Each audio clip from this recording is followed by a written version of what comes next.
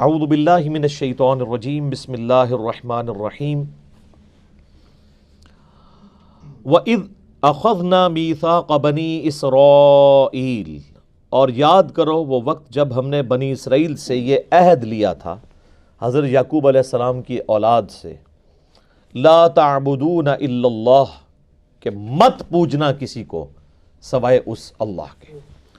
توحید جو ہے یہ تو بنیاد ہے نا جی، تمام ادیان کی، مذاہب کی بنیاد توحید کے اوپر ہے۔ سورہ النحل میں آتا ہے نا، وَلَقَدْ بَعَثْنَا فِي كُلِّ أُمَّةٍ رَسُولًا أَنِ اعْبُدُوا اللَّهَ وَاجْتَنِبُوا الطَّاغُوتَ، اور بے شک ہم نے ہر امت میں کوئی نہ کوئی رسول ضرور بھیجا تھا ایک بنیادی دعوت کے ساتھ کہ تم نے عبادت صرف اللہ کی کرنی ہے، اور اللہ کی مخالفت پہ جو لوگ کھڑے ہیں وہ طاغوت، ان کا انکار کرنا ہے۔ اچھا مزے کی بات ہے، عبادت اللہ کی ہے، صرف اللہ کو ماننا کافی نہیں ہے۔ اللہ کو تو مسلمان بھی مان رہے ہیں اللہ کہہ کر، ہندو بھگوان کہہ کر مان رہے ہیں، جیوز اور کرسچنز بھی خدا کہہ کر، اللہ کہہ کر، گاڈ کہہ کر مان رہے ہیں، لیکن اللہ کی بھی ماننی ہے۔ اللہ کی ماننا اصل میں اللہ کی عبادت ہے، ٹوٹل اوبیڈینس آف گاڈ، اطاعت اللہ کی اختیار کرنا اس طریقے پر جو اس نے اپنے پیغمبروں کے ذریعے سکھایا، اسے کہتے ہیں عبادت۔ تو تمام الہامی کتابوں کی دعوت کا خلاصہ توحید ہے، ایک اللہ کی عبادت کرنی ہے، اور عبادت کی ڈیفینیشن وہی ہے، ایاک نعبد و ایاک نستعین۔ عبادت بھی اللہ کی ہوگی، اور عبادت کی اعلیٰ ترین شکل دعا میں مدد کے لیے صرف اللہ کو پکارا جائے گا۔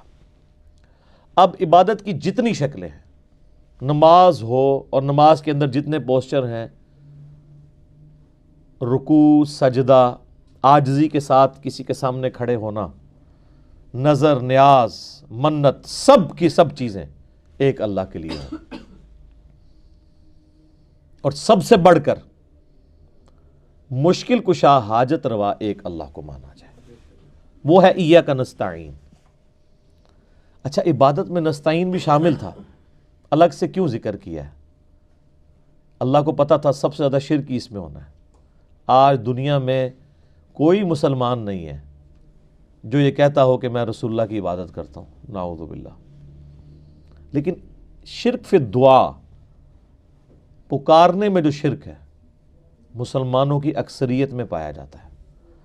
مسلمانوں کی اکثریت سورۃ الفاتحہ کا ٹیسٹ پاس نہیں کرتی، اور اس کے پیچھے وجہ جو ہے وہ علماء ہیں جنہوں نے دین کو بگاڑ کر ان کے اندر داخل کیا ہے۔ عام گورے کو قرآن کا ترجمہ پڑھنے کے لیے دیں نا، وہ سورۃ الفاتحہ پڑھنے کے بعد اگر اس سے آپ پوچھیں کہ سورۃ الفاتحہ کے تحت کیا اللہ کے سوا کسی اور کو پکارا جا سکتا ہے مدد کے لیے، وہ کہے گا نہیں۔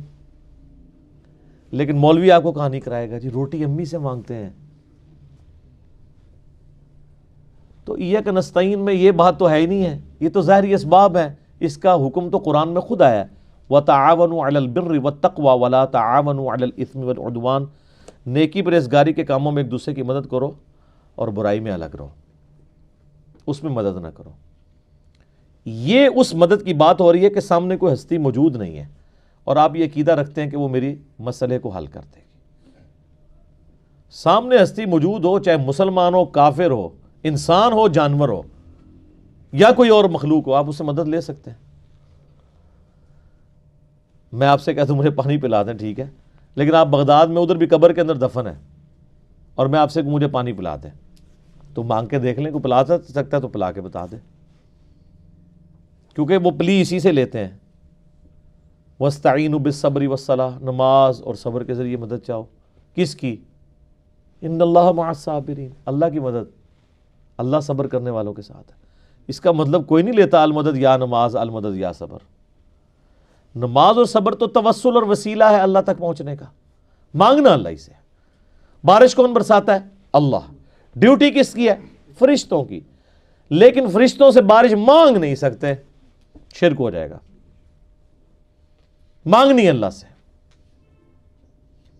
فرشتوں کو چھوڑ دیں، آپ کے سامنے ایک بہت بڑا مشکل کشا ہے، سورج ختم ہو جائے تو پوری دنیا تباہ و برباد ہو جائے، سورج کی وجہ سے ہی تو سبزہ اگتا ہے، سورج کی وجہ سے موسم تبدیل ہوتے ہیں، سورج کی وجہ سے ہی پانی کا واٹر سائیکل چل رہا ہے۔ نہ سورج ہو تو نہ سمندروں کا پانی ایویپریٹ ہو کے گلیشیئرز کی فارم میں سٹور ہو یا بارش کی شکل میں ہمارے پاس آئے، یہ سب کچھ ختم ہو جائے تو کسی کے وہم میں بھی یہ چیز بات آتی ہے کہ وہ کہے کہ المدد یا سورج میری مدد فرمائیے۔ جن بزرگوں کو لوگ پکار رہے ہیں نا، ان کا مشکل کشا بھی سورج ہے ظاہری اسباب میں، تو پھر بابوں کو بھی پکار دیا کرنا ہے۔ تو ہم تو ریکویسٹ ہی کر سکتے ہیں کیا کہ مرنے سے پہلے اے مسلمان کر لے اس پہ غور، کتابوں کا خدا اور ہے، بابوں کا خدا اور۔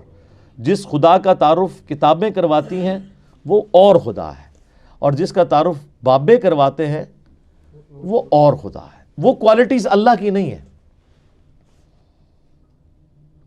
وہ ان کا کوئی تصور ہے جس کو انہوں نے خدا کا نام دے دیا ہے۔ اللہ کا تصور وہ ہوگا جو پیغمبروں کے ذریعے ہوگا، اس کی کتابوں کے ذریعے ہوگا۔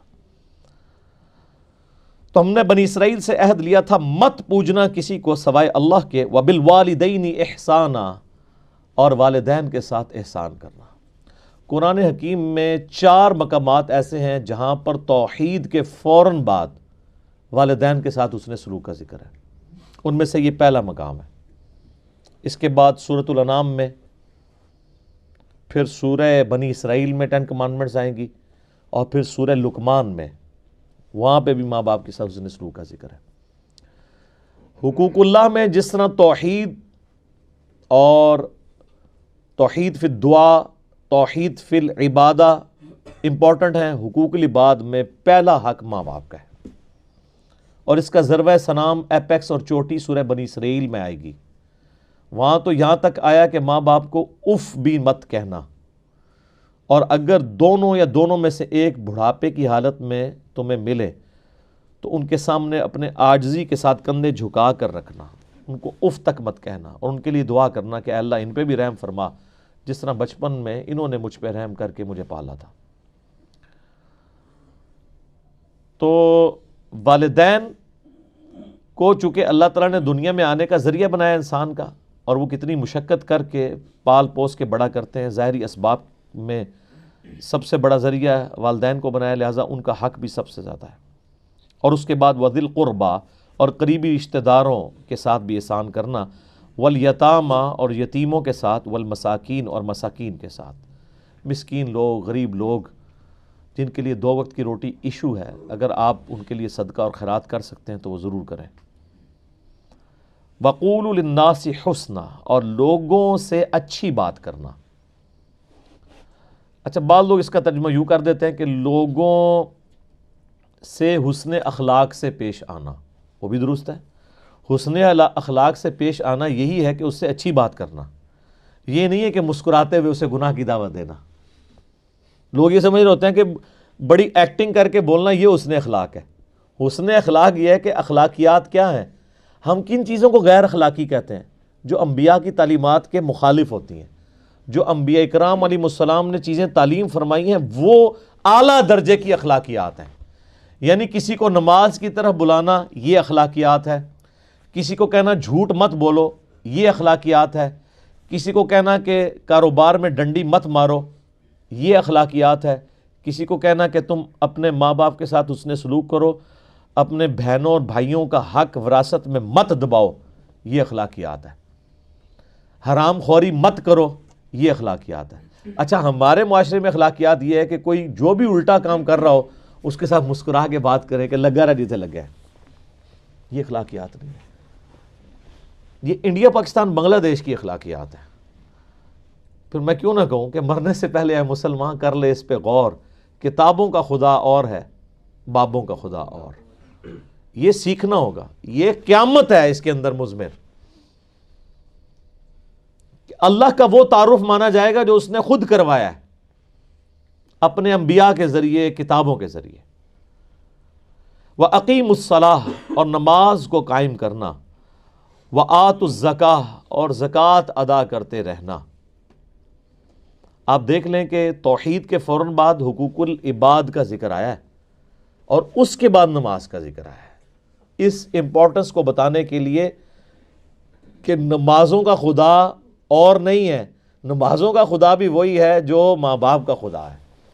اسی خدا نے ماں باپ کے ساتھ اس نے سلوک کا کہا ہے جس نے نماز پڑھنے کا کہا ہے.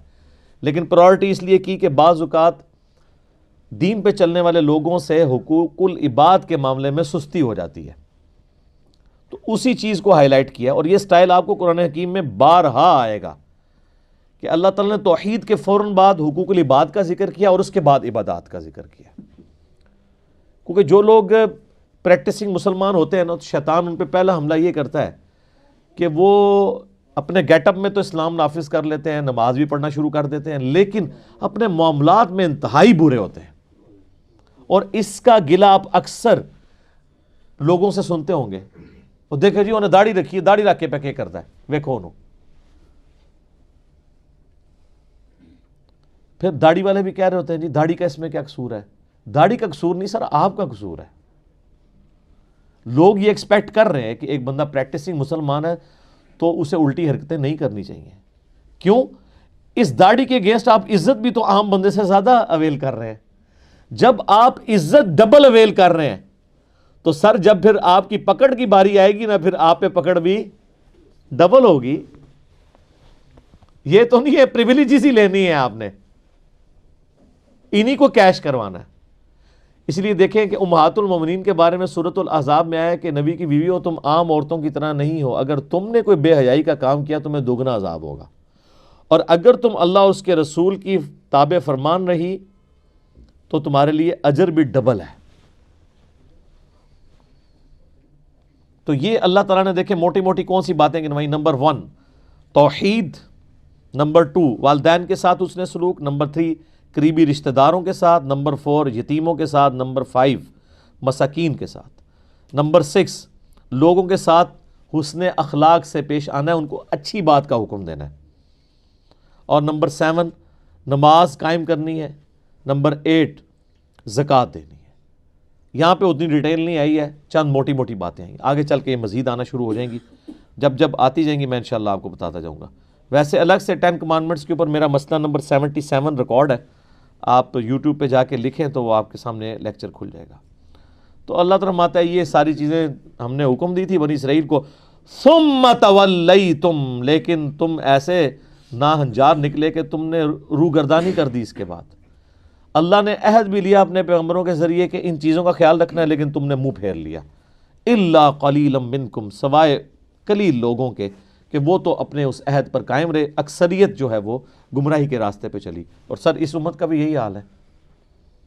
یہاں پہ کتنے لوگ ہیں جو کمٹمنٹ کے ساتھ چلے ہیں. صحابہ کرام علیہم رضوان اور اہل بیت علیہم السلام کے بعد آہستہ آہستہ آپ دیکھیں کس طرح گراف مسلمانوں کا نیچے آیا ہے. وَأَنْتُمْ مُعْرِضُونَ, اور تم ہے ہی روگردانی کرنے والے. بنی اسرائیل کو اللہ تعالیٰ فرما رہا ہے کہ تمہاری روگردانی کی جو روش ہے یہ کوئی یعنی ایک آدھ واقعہ نہیں ہے, ہر معاملے میں تم نے روگردانی کی ہے. اور اب وہ چند چیزیں اللہ تعالیٰ پھر دوبارہ سے گنوا رہا ہے جو پہلے ڈسکس ہو چکی ہیں, جس کو کہتے ہیں نا بریف ہسٹری, 1-2 آیات کے اندر پوری کی پوری کور کر رہا ہے. وَإِذْ أَخَذْنَا مِيثَاقَكُمْ لا تسفکون دماءکم, اور یاد کرو جب ہم نے تم سے یہ عہد بھی لیا تھا کہ تم نے اپنے لوگوں کا خون نہیں بہانا, کسی کو ناحق قتل نہیں کرنا. ولا تخرجون انفسکم, اور نہ گھروں سے ایک دوسرے کو نکالنا ہے, من دیارکم, اپنے گھروں سے. ثم اقررتم, اس کے بعد تم نے اقرار کیا. وانتم تشہدون, جبکہ تم اس پر گواہ بھی تھے کہ اللہ نے یہ عہد لیا کہ یہ اصل میں 12 قبیلے تھے نا, تو جب فلسطین فتح ہوا تو انہوں نے چھوٹی چھوٹی 12 ریاستیں بنا لی, ہر قبیلے نے ایک ریاست بنائی. لیکن پھر آپس میں وہ لڑتے تھے, آپس میں جب لڑتے تھے ایک دوسرے کو قتل کرتے تھے, تو ان میں سے کچھ وہی مسلمان بنی اسرائیل میں سے اپنی جان بچا کے غیر مسلموں کے پاس پناہ لیتے تھے, رومنز کے پاس, وہاں پناہ لیتے تھے, وہ ان کو اپنا غلام بنا لیتے تھے. تو یہ اس طرح چین تھی. تو اللہ فرماتا ہے ہم نے تو تمہیں منع کیا تھا کہ یہ حرکتیں نہیں کرنی, قتل نہیں کرنا, کسی کو اس کے گھر سے نکلنے پر مجبور نہیں کرنا. ثم انتم, پھر تم وہی ہو نا, تم ہؤلاء تقتلون انفسکم, کہ تم قتل کرتے ہو اپنوں کو, یعنی اپنے دوسرے بھائیوں کو, بنی اسرائیل کے جو 12 قبائل آپس میں لڑتے تھے. وَتُخْرِجُونَ فَرِيقًا مِّنْكُمْ مِّن دِيَارِهِمْ، اور ایک فریق دوسرے کو اس کے گھر سے نکلنے پر مجبور کر دیتا ہے. تَظَاهَرُونَ عَلَيْهِمْ بِالْإِثْمِ وَالْعُدْوَانِ، اور تم مدد کرتے ہو ان کے خلاف دشمنوں کی گناہ اور ظلم کے اوپر. ظاہر ہے پھر جب اندر میں پھوٹ پڑے گی تو باہر سے بھی آپ کو پتہ ہے جن لوگوں کے انٹرسٹ ہوں گے تو پھر کافروں کے ساتھ مل کے اپنے مسلمان بھائیوں کے ساتھ یہ تم سلوک کرتے تھے. ظاہر ہے بنی اسرائیل تو اس وقت مسلمان ہی تھے نا، سابقہ امت مسلمہ ہے. وَإِن يَأْتُوكُمْ أُسَارَىٰ، اور جب وہ قیدی بن کر تمہارے پاس آتے ہیں. اچھا، جب قیدی بن کے آتے ہیں تو پھر ان کا خون جوش مارتا ہے، یار یہ تو ہمارے ہی ہیں، ٹھیک ہے. تو پھر وہ کہتے ہیں وہ اللہ نے بڑی ترغیب دلائی ہے کہ قیدیوں کو آزاد کیا جائے اللہ کی راہ میں. پھر وہ فدیہ دے کے ان کو آزاد کرتے تھے، کہتے تھے تو ثواب کا کام ہے، حالانکہ وہ بیچارے غلام تمہاری وجہ سے بنے ہوئے تھے. ان کی غلطیوں کی وجہ سے وہ نکلے، ملک سے نکلنے پر مجبور ہوئے اور کافروں کے ہتھے چڑھے. تو اللہ فرماتا ہے اس کے بعد وہ جب تمہارے پاس قیدی بن کے آتے ہیں تو فادوہم وہو محرم علیکم، تم بڑے پاک باز بن کے ان کا فدیہ دے کے ان قیدیوں کو آزاد کرواتے ہو، حالانکہ ان کا نکالنا وہو محرم علیکم اخراجہم، حالانکہ ان کا ان کے ملک سے نکالنا تمہارے لیے حرام تھا. اصل حرام تو تم نے کیا نا کہ ان کو اپنے ملک سے نکلنے پر مجبور کیا، اس کی وجہ سے وہ کافروں کے غلام بنے. اور جب غلام بن کے وہ بازار میں بک رہے ہوتے ہیں اور تمہارا خون جاگتا ہے کہ یہ تو ہمارے اسرائیلی بھائی ہیں، تم پیسے دے کے ان کو چھڑواتے ہو اور کہتے ہو یہ ثواب کا کام ہے، تو یہ اللہ تعالیٰ پھکی دے رہا ہے. یہ پھکی ہے، اینٹی وینم ہے کہ یہ تو بڑا ثواب کا کام کر رہے ہو. بتاؤ یہاں تک پہنچے کس کی وجہ سے ہے؟ جو میں نے مولانا طارق جمیل صاحب کو کہا تھا نا، وہ کہتے ہیں میں نے علماء کو جراثیم نہیں کہا، میں نے کہا تھا انڈیا پاکستان سے جو لوگ آتے ہیں تو وہ جراثیم لے کر یورپ میں آتے ہیں، یہاں بھی فرقہ وارانہ. تو میں نے کہا شیخ صاحب یہ جراثیم ان کو لگاتا کون ہے؟ کسی گھوڑے کو ہاتھ لگایا تھا انہوں نے، یا کسی اسکواش کے پلیئر کو ہاتھ لگ گیا تھا غلطی سے ان کا، یا کسی پولیٹیشین کو ہاتھ لگا تھا، یا مولویوں کا ہاتھ لگ گیا تھا؟ تو یہاں پہ بھی اللہ تعالیٰ فرما رہا ہے کہ جن قیدیوں کو تم آزاد کر کے بڑا ثواب کما رہے ہو نا، کہ بڑا نیکی کا کام ہے قیدی آزاد کرنا، حالانکہ اصل تمہاری خطا ہے ان کو جو تم نے نکالنے میں مدد کی کافروں کی، وہ اصل حرام کام تھا، وہ حرام تم نے کر لیا اور اب یہ ثواب کما رہے ہو. تمہارے حرام کام کی وجہ سے تو بیچارے قیدی ہوئے تھے، تو تم نے وہ حرام کام کیا کیوں کہ وہ بیچارے اس نہج تک پہنچتے. اب آ رہا ہے یونیورسل ٹروتھ، آفاقی حقیقت اس کے اوپر. افتؤمنون ببعض الکتاب وتکفرون ببعض، تم اللہ کی کتاب کے کچھ حصے پہ ایمان رکھتے ہو اور کچھ کو چھوڑ دیتے ہو. یعنی اس پہ تو ایمان رکھا تم نے کہ قیدیوں کو آزاد کرنا ثواب کا کام ہے، لیکن جو ان کو قتل کر کے یا ان کو مجبور کیا اپنے ملک سے نکلنے پر، وہ بھی تو اللہ نے کتاب میں ہی نازل کیا تھا، اس پہ تو تم ایمان نہیں لے کر آئے. آدھے دین اپنی مرضی کا لے لیا اور آدھا دین اپنی مرضی سے چھوڑ دیا. اور یہ سب کچھ ہم بھی کر رہے ہیں. یہ مسلمانوں کے اندر یہ رائج ہے کہ وہ رمضان شریف کا خدا اور ہوتا ہے اور غیر رمضان کا اور. رمضان میں ماشاءاللہ یعنی ایسی نمازیں پڑھتے ہیں کہ جو پکے نمازی ہیں وہ بھی پریشان ہو جاتے ہیں کہ یار مطلب ہم بھی اس طرح کی نماز نہیں پڑھ سکتے. لیکن جیسے ہی عید کا چاند نظر آتا ہے تو صبح کا بھی انتظار نہیں کرتے، کیونکہ شیطان رات کو جو آزاد ہو جاتا ہے اسی وقت ویلکم کہتے ہیں. اور جناب آپ دیکھ رہے ہیں نوجوانوں کو اسلامی بہنوں کی خدمت کے لیے بازاروں میں گھوم رہے ہوتے ہیں، ٹھیک ہے، کسی نے سودا کسی کا وزنی ہو تو جا کے مدد کر دیں، اس لیے جا رہے ہوتے ہیں نا. تو یہ چند دین کے چند حصوں پہ عمل کرنا، بعض کو عمل کرنا، بعض کو چھوڑ دینا، یہ ہر جگہ اپلائی ہوتا ہے. قرآن اس لیے تو استعمال ہو رہا ہے کہ جی اس کی تلاوت کی جائے، اور جو اصل مقصد تھا اس پہ عمل کرنا وہ چھوڑ دیا. وہ بھی تو قرآن ہی کہہ رہا تھا نا، یہ قرآن اس لیے نازل ہوا ہے تاکہ اس پہ تدبر کرو، اس سے نصیحت حاصل کرو. سورہ صاد کے اندر وہ چھوڑ دیا اور کہا جی قرآن میں ہے کہ جی تلاوت کرو اس کی، قرآن حکیم کی، جیسا کہ تلاوت کرنے کا حق ہے، ٹھہر ٹھہر کے پڑھو. یہ عمل ہو رہا ہے، جو اصل مقصد تھا وہ چھوڑ دیا. اسی طریقے سے آپ احادیث کی کتابوں میں بھی آ جائیں اگر نماز کے طریقے کی بات کریں کہ جی بخاری مسلم میں نماز کا طریقہ جو ہے وہ اس طریقے سے لکھا ہوا ہے، رکوع میں جاتے وقت اٹھتے وقت رفع الیدین، وہ کہتے ہیں آپ اس کو چھوڑ دیں، یہ تو اگر ہم کریں گے تو میرے ماں باپ کیا کہیں گے، میرے رشتہ دار کیا کہیں گے، محلے کے مولوی صاحب ہی ہمیں پکڑ لیں گے۔ ہاں بخاری مسلم سے آپ کو درود شریف کی فضیلت بتا دیں، کوئی دعا سکھا دیں، وہ کہیں گے ہاں جی یاد کر لیتے ہیں، اپنی مرضی کا دین لے رہے ہیں۔ تو اب وہ یونیورسل ٹروتھ آ رہا ہے کہ جو لوگ اپنی مرضی کا دین لیتے ہیں، یہ ٹروتھ صرف بنی اسرائیل کے لیے نہیں ہے، قیامت تک کے لیے۔ یہ سورہ بنی اسرائیل میں آگے جا کے ڈیٹیل چیزیں بھی آئیں گی، یہاں پہ سورۃ البقرہ میں سٹارٹ میں یہ جو بنی اسرائیل کے اوپر قرارداد جرم اللہ تعالیٰ نے ان کا مقدمہ کھولا ہے، وہ اس لیے کہ تاکہ امت محمدیہ صلی اللہ علیہ وآلہ وسلم کے لیے عبرت ہو کہ تم لوگوں نے بھی یہ کام نہیں شروع کر دینا ہے جو کر لی ہیں۔ اللہ کو پتا تھا یہ ہونا ہے، لیکن اللہ تعالیٰ نے خبردار کر دیا۔ جس طرح اللہ کو پتا تھا کہ فرقے بننے ہیں، نبی علیہ السلام کے ذریعے بتا دیا، لیکن اس سے روک دیا کہ تم نے اس سسٹم کا حصہ نہیں بننا۔ وَاعْتَصِمُوا بِحَبْلِ اللَّهِ جَمِيعًا وَلَا تَفَرَّقُوا۔ وہ کہتے ہیں نہیں یہ حدیث میں پہلے ہی آیا فرقے بننے ہیں، اور یہ تو نہیں آیا کہ فرقے بناؤ، وہ تو خبر تھی۔ جیسے مسلم شریف میں حدیث ہے کہ عورتیں قرب قیامت میں ایسا چست لباس پہنیں گی گویا ننگی ہوں۔ تو اب کوئی اپنے گھر والوں کو ننگا لباس بنانا شروع کرتے کہ جی وہ تو پہلے حدیث میں آیا کہ پہنے گی، نہیں، وہ تو بتایا گیا اس سسٹم کا حصہ نہیں بننا۔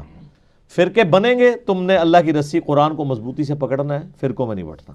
یہاں پہ بھی دیکھیں اللہ تعالیٰ فرماتا ہے جو لوگ کتاب کے بعض حصے پہ ایمان رکھتے ہیں اور بعض کو چھوڑ دیتے ہیں، فما جزاء من يفعل ذلك، ایسے لوگوں کے لیے جزا نہیں ہے، جزا یعنی یہ سزا کے معنوں میں، کیونکہ عربی میں دونوں طرف یہ استعمال ہوتا ہے، منکم، تم میں سے جو کوئی ایسی حرکت کرے کے لیے اس کے لیے جزا نہیں ہے، الا مگر یہ خزی فی الحیات الدنیا، کہ دنیا میں اللہ تعالیٰ ایسے لوگوں کو رسوا کر دے گا۔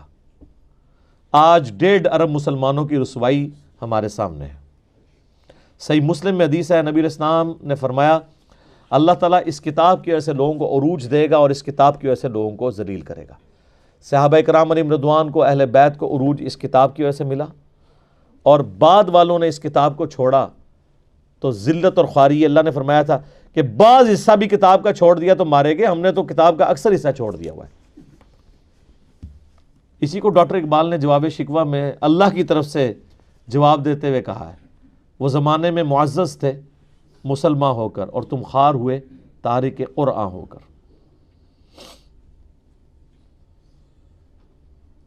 وَيَوْمَ الْقِيَامَةِ يُرَدُّونَ إِلَىٰ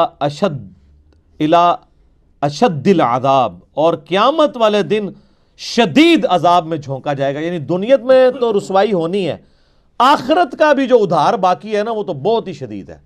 دنیا میں تو یعنی زیادہ سے زیادہ کوئی کتنا جی لے گا رسوائی کے لیے، 60 70 80 سال، لیکن آخرت کا جو عذاب ہے وہ تو بہت شدید بھی ہے، لمبا بھی ہے، وہ ابھی باقی ہے۔ وَمَا اللَّهُ بِغَافِلٍ عَمَّا تَعْمَلُونَ، اور اللہ تعالیٰ غافل نہیں ہے جو کچھ کام تم کر رہے ہو، جو کرتوت تم کر رہے ہو، اللہ کے سب نظر میں ہے۔ ایک ایک چیز اس نے نوٹ کی ہوئی ہے۔ اللہ فرشتوں کا محتاج نہیں ہے، اس کے اپنے علم میں، اور فرشتے تو ریاکار کی عبادت بھی لکھ لیتے ہیں۔ الٹیمیٹ فیصلہ تو اللہ کرتا ہے کہ یار اس نے تو دکھلاوے کے لیے کیا تھا، فرشتے نے 1 کروڑ نیکی لکھی ہے، اللہ کہتا ہے 0 سے ملٹیپلائی۔ کوئی دل کا حال تو نہیں کوئی جان سکتا، یہ تو اللہ کی خوبی ہے۔ یا اللہ کسی کو مطلع کر دے اپنے پیغمبروں میں سے، فرشتوں میں سے، جس کے لیے چاہے۔ اولئک الذین اشتروا الحیاۃ الدنیا بالآخرہ، یہ وہ لوگ ہیں جنہوں نے دنیا کی زندگی حاصل کر لی ہے آخرت کے بدلے میں، آخرت بیچ دی، دنیا خرید لی۔ حالانکہ سمجھدار وہ ہے جو دنیا بیچ کے آخرت لے، جو سورہ توبہ میں ہے کہ اللہ تعالیٰ نے مومنین کی جانیں اور مال جنت کے بدلے میں خرید لی ہیں۔ ایسی بیعت کے اوپر، ایسی تجارت کے اوپر ایمان والوں کو چاہیے وہ خوشیاں منائیں کہ اللہ کے آگے انہوں نے اپنی جان اور مال بیچ دیا، اس کے بدلے میں اللہ نے ان کو جنت دے دی۔ اور یہاں پہ اللہ تعالیٰ ہمارا ان لوگوں کی روش یہ ہے کہ انہوں نے دنیا کی زندگی خریدی ہے، آخرت کو داؤ پہ لگا دی ہے۔ وَلَا يُخَفَّفُ عَنْهُمُ الْعَذَابُ، ان لوگوں سے عذاب ہلکا نہیں کیا جائے گا، ولا ہم ینصرون، نہ وہاں پر ان کا کوئی مددگار ہوگا۔ اللہم اجرنا من النار، اللہم اجرنا من النار، اللہم اجرنا من النار، آمین۔ یہ میرے بھائیوں کتاب اللہ ہے، یہ کوئی سٹوری نہیں ہے، یہ جو کچھ اللہ تعالیٰ بتا رہا ہے یہ سب کچھ ہو جانا ہے۔ اوہ کچھ بھی نہیں ہونا، یہ او ہی ہوگی۔ جو اللہ نے کسی کے ساتھ کر دینا ہے اس نے کر دینا ہے۔ زمین و آسمان کی مخلوقات مل کر کسی کو چھٹکارا نہیں دے سکتی ہیں اگر اللہ تعالیٰ کسی کے اوپر گرفت کر لے۔